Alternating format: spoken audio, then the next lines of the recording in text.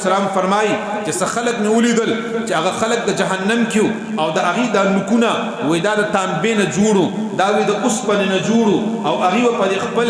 مخ باندې داسې د نوکان راخکل او ځان نه به چکم نه چې ځان به ګرولو نو د مخ د غوخه به راتلا دغه سی سینه باندې وا دغه خارخ ولګېدو په سینه باندې به چکم نه هغه خپل لاسونه راخکل نو د هغه نه چکم نه غوخه را جدا شولې حضرت جبرائیل امین علیه السلام نه حضور پاک سرور کائنات تپوس چې یا رسول الله چې اے جبرائیل امین علیہ الصلوۃ والسلام